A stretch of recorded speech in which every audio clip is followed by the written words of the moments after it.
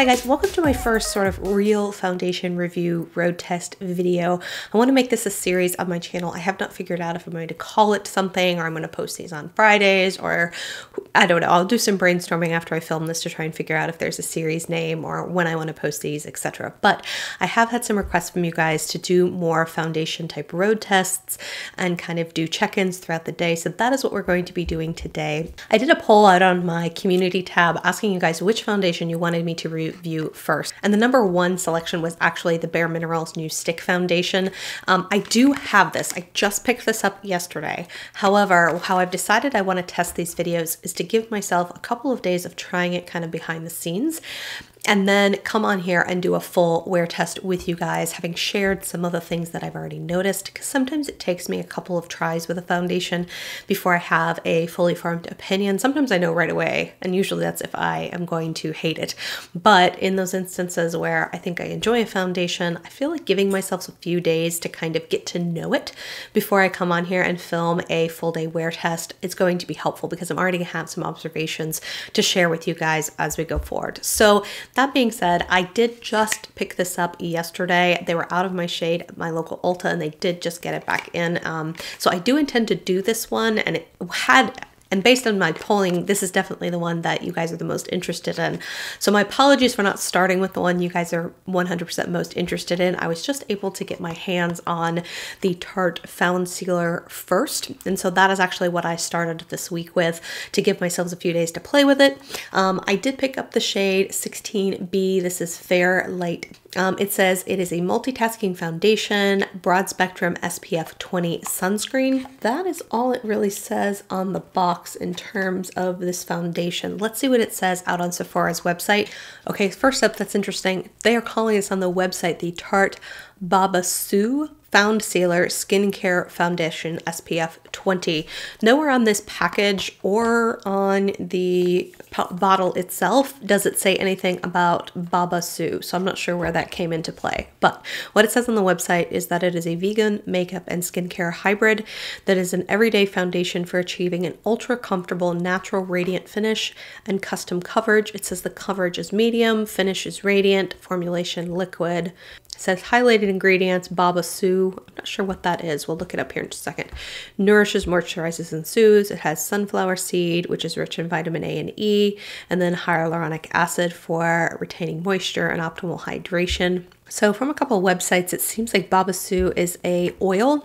It's a natural ingredient from an Amazonian superfruit called a babassu palm seed. It's a moisturizing moisturizer that's packed with fatty acids and vitamins, quickly becoming more preferred for its uses than its counterpart coconut oil. It's more lightweight compared with coconut oil, and while coconut oil seems to linger, babassu oil is barely noticeable, if at all, about an hour after you apply it to your skin or hair. Doesn't feel oily, doesn't clog pores like coconut oil. If you're prone to acne, have oilier skin or smaller pores.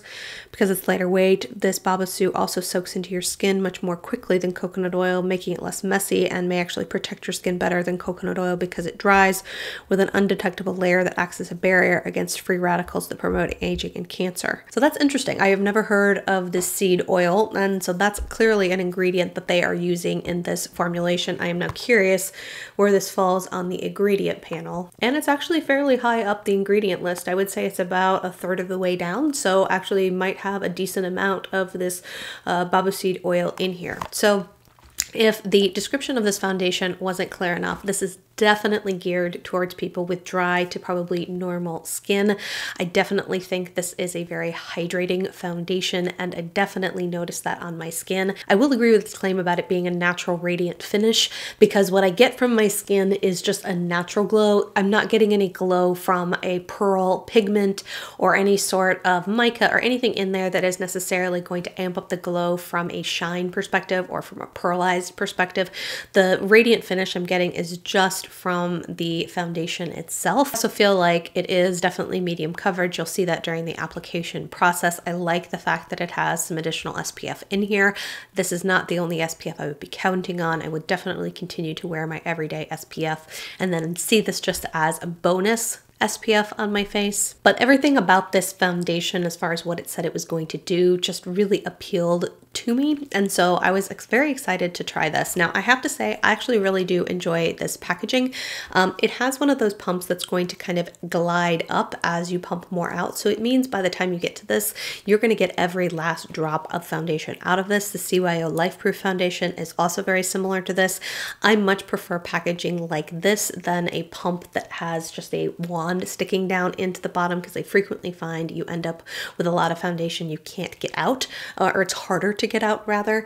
So I like the packaging on this. It twists up to reveal the pump, which I actually think is nice as well. I have to admit, I found Tarte to be a little gimmicky lately and a little repetitive as far as its releases. I do think this is a super dumb name for their foundation. Foundcealer, it makes zero sense to me, as does the tape sealer or tape whatever, even shape tape, right? Like, some of their naming conventions for their face products have just been a little wackadoodle, but in general, I have been really excited to play with this one because I feel like it's going back to Tarte's roots, which is finding a unique ingredient. Before it was an Amazonian clay, and building a line around it. And it feels to me like that's kind of what they did here.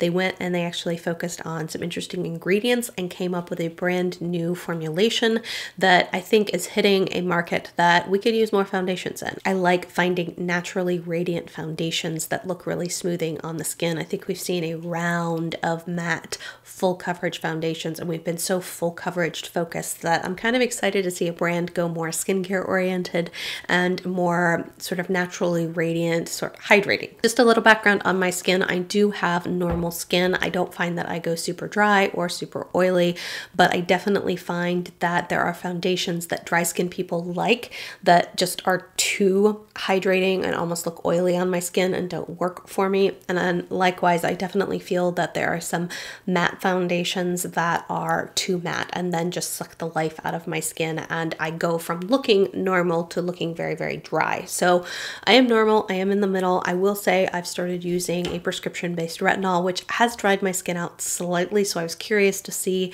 how this was going to react over top of the skin. You guys will see that here in just a second. I will also say that I'm dealing with a couple of sunspots, so this is kind of how I'm going to gauge coverage, is how well they cover those sunspots. I do find that I need a high medium coverage to cover those up. An average medium is going to kind of let those peek through, so that's kind of how I am gauging those sunspots. I do intend to wear this foundation for 10 hours and give you a full view of a long day in this foundation, because that's how I wear foundation for the most part.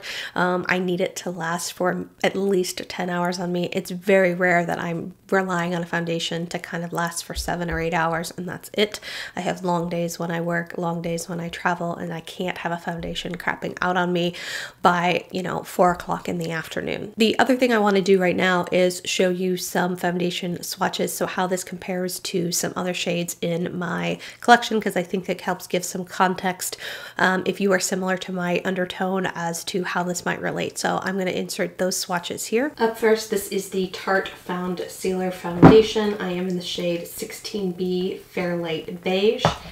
Next over is the CYO Life Proof in 101. Next over from there is the Physicians Formula Healthy Foundation in LC1. Then the number 7 Lift and Illuminate Triple Action Serum Foundation in Calico. This is the Maybelline Matte and Poreless in shade 112. And then finally the Makeup Revolution Conceal and Define in shade F2. Okay, so I've got the camera zoomed in here. I've also got my lighting down, hopefully low enough that you guys are seeing lots of detail and I'm not washed out. So I'm going to try and mess with the lighting as I go about doing these more often. But zoomed in here, I'm just going to open this up, and then I'm going to go ahead and do, I think it was about 3 pumps is what I needed the other day. That's about 3 pumps. It's probably more than I need. And then I'm just going to kind of spread this around my face. I think this is actually a fairly good color match for me. It might be a hint too or deeper than I usually use, but I actually think it works pretty well because it's not a full coverage foundation and it's very easy to smooth around. It's got a nice creamy texture, and this is my preferred way of getting foundation on my face, is just getting a thin layer sort of smoothed around with my finger and then coming in with my sponge and then kind of blending it out further.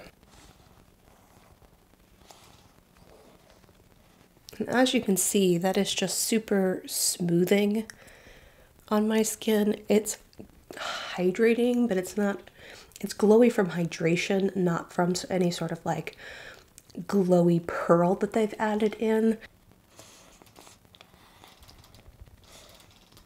And I'm going to take a little down my neck because that's what I do just to avoid any harsh lines. I never put a ton of foundation on my neck, but I always tag a little bit on the back of my sponge on my hand and then just kind of go like this, because I never want, if this oxidizes or darkens on me, to have like a really harsh line here around my chin. And I would say this is giving me, with one layer sort of light medium coverage, you can still see my sunspots peeking through, but it's definitely sort of calmed everything down on my skin. My skin looks really healthy and glowy. This is definitely a dewy foundation. It actually looks pretty good around my nose, which tends to be the driest area. And where foundation can kind of puddle on me. I'm going to try and build up just by adding a little bit more to my sponge and try and cover up a little bit more of these little two sunspots that are on this cheek. I definitely think this is buildable to probably medium because that definitely helped disguise it more. I don't think you're going to get to full coverage with this foundation. And then, as is my preference for foundation, I am going to go ahead and go do my eyes. I'm going to do my concealer as well off camera, and I'm going to let this kind of sit while I do the rest of my eye makeup, and then I will come back and evaluate, do I need to add any powder anywhere? I like to give foundations a chance to set naturally versus going in right away with powder. I'm going to give you a check-in time because this is what I'm going to count as my check-in time for foundation.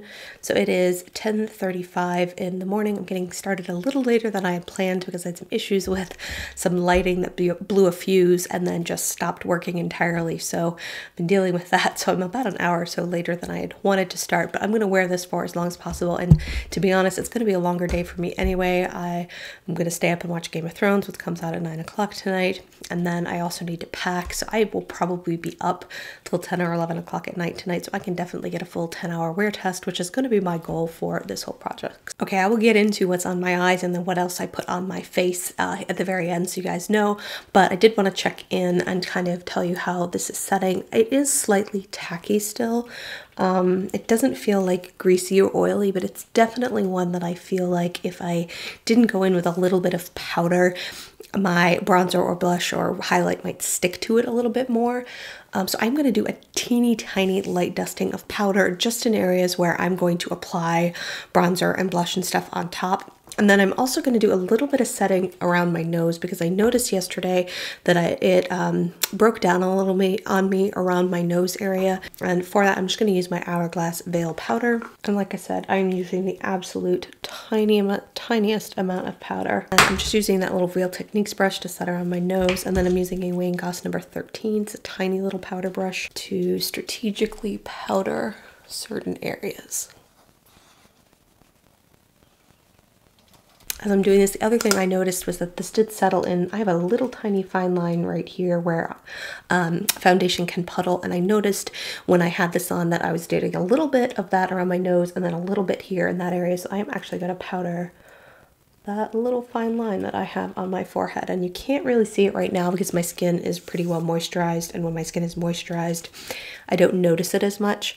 But once my skin starts to dry out towards the end of the day and the foundation's been on my skin for a while, that spot has a tendency to rear its head. So that is what I'm going to do for powder. Like I said, tiniest amount of powder known to man, but those areas definitely don't feel as tacky now. So I'm going to finish the rest of my face and I will be back. Here is the final look. I've kept it a little bit low-key today, but I was playing around with the eyes. I have to admit, I do really like how my skin is looking right now. This is kind of the reaction I've had every time I've immediately applied the Tarte foundation. I've always feel like my skin looks really fresh, really dewy, very skin-like. As far as what is on the rest of my face today, for under eye concealer, I was playing around with a new shade of the Conceal and Perfect from Milani. I had purchased their lightest shade, and I'm going to be reviewing these here in a little bit, but I purchased the lightest shade and it turned out to be very light and very yellow. So I actually went up a shade and got Ivory Rose, which has got more of a pinky undertone and it's just a hair darker. I tried it for the first time today and I definitely feel like the undertone is a lot better. As far as what's on my eyes, it's from my Shop My Stash palette from my 9-pan palette this month. I have the shade from Sydney Grace in Greatest Gift, which is a duochrome. If you missed my Shop My Stash video, what I picked this month in my 9-pans were all duochrome. So this purple shade, sort of in the middle, is Greatest Gift, and so it was all over my eyes. And then as I was just going to use that shade and that shade alone, but what I noticed was that Greatest Gift shade shifts sort of purple to teal, and so what I thought was, okay, you know what, I'm going to put a little bit of this mint color, and this is actually from NYX. This is the shade Glass Slipper. It's one of their, oh shoot, I never can remember the names of these. Prismatic eyeshadows, I think. If I'm wrong, I'll put it up here on the screen. But this is shade Glass Slipper, and so I just kind of put some of that towards the middle of my eye to kind of further intensify that sort of teal shift, and I really like how that turned out. I did use a teeny touch of a matte shade in the corner from another Shop My Stash palette. This is my Urban Decay Gwen Stefani palette, and literally the only shade I reached for out of here was Anaheim, this sort of taupey brown shade. I put a little bit of that in my corner, and slightly above that purple duochrome shade, and then I put a little bit under my lower lash line. In terms of what's on my face for bronzer, I have the shade it's Oliver now, excuse me, from the Balm Take Home the Bronze. I find this to be a really nice natural color for me. It's a little more cool tone, so it definitely works as sort of bronzer contour. For blush, I went in with a satin shade from my Beauty and the Beast palette, also my Shop My Stash.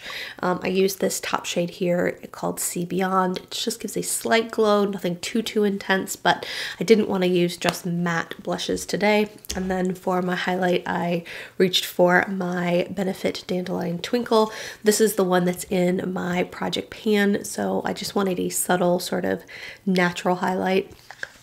And that is everything on my face. So I'm going to show you what this foundation looks like in natural light now. All right, so you can see this in natural light. I think it's just really nice. I'm not noticing anything super weird around my nose yet. It's not settling in on my forehead.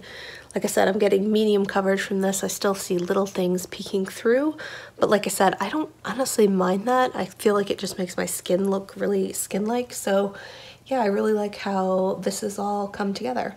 I did forget to tell you what was on my lips. Hang on. So since I forgot lips, I just went and grabbed my lipstick. So I'm wearing the Beauty and the Beast shade in Savoir Faire. I felt like it was looking a little too orange right out of the gate, so what I did was I actually took a little bit of my East End Snub pencil from Rimmel. This is in my project pan as well, and I just kind of ran that around the outside of my lip after I put my lipstick on and kind of feathered it in to make it look slightly pinker. I didn't want it quite as orange. I wanted it more peachy. I will check in with you guys throughout the day. Hey guys, so it is 2:35 in the afternoon. I just want to come on here. It's been about 4 hours, so I thought it'd be a good time to do a check-in now. I'm just doing these on my phone. I'm going to do it here in front of sort of studio light, and then I'm going to go over to a window and actually do a look in there. But I have my mirror in front of me here, so I just kind of wanted to check in here. It's looking really nice on the majority of my face, like really smoothing, really hydrating all over my skin. I will say it is starting to settle into those fine lines I mentioned just a smidge. Even though I set it with powder, I think I might need to use a little bit more powder in areas where I can get some creasing. Hopefully you guys can see what I am talking about there. And then around my nose, it's still doing that thing where it was kind of like almost puddling. Like, I guess I could consider that breaking down, if you can see that there. So I don't feel like it's doing the best around my nose area.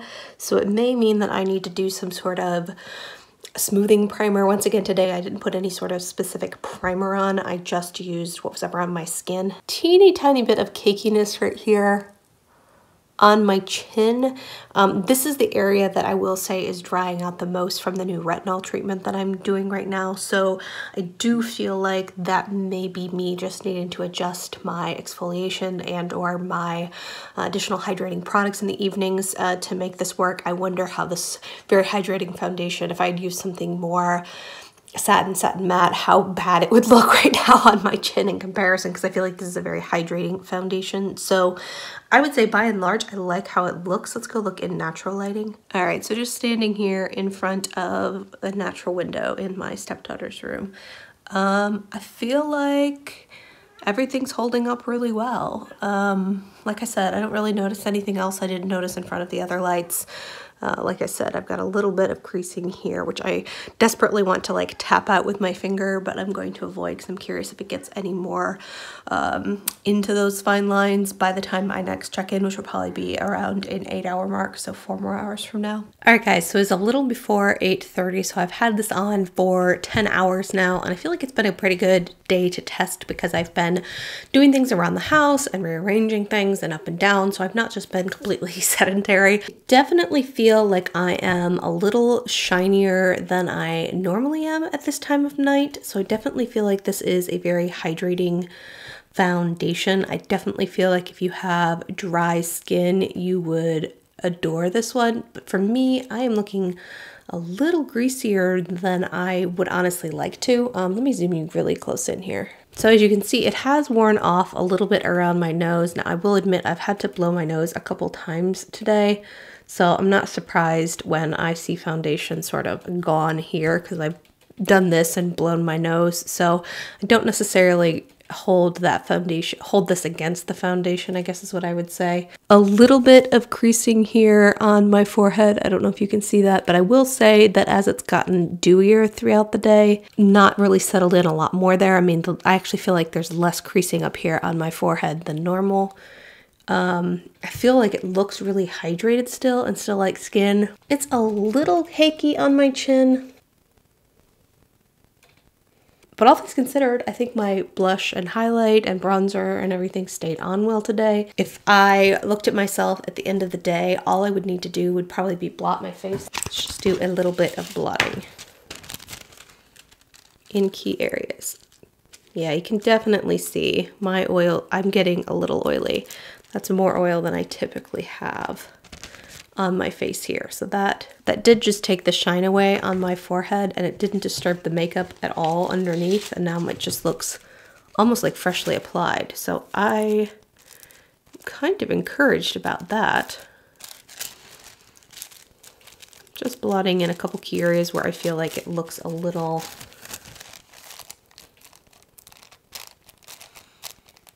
more oily than others. So I feel like maybe a little bit of oil in my T-zone area, but a couple of blotting sheets, and I feel like this foundation is like good to go. I wouldn't even have to add any sort of powder or anything at this point. I have to admit, guys, I kind of like this foundation. I do wonder how it will hold up in hotter months or more humidity, if this would be one that is just too moisturizing for me. I definitely think that if you are combo to if you are combo, you might be able to get away with this if you just use a little more powder than I did today. But even that may be pushing it by the end of the day. I definitely feel like this is a normal to dry skin sort of foundation, but in general I really like how it looks on my skin, and I definitely will be reaching for this one in the future. So I would put this as a highly successful foundation that I'm really liking. So hopefully this review was helpful for you guys and valuable as far as how I've set up. If you have any suggestions about other things or ways you would like me to review foundations, things I didn't cover, things you would like to see, let me know down in the comments below. Happy to take that into account as I kind of figure out how I want to do foundation reviews on my channel. But that is all for today. I hope you guys are having an amazing week. Talk to you soon. Bye.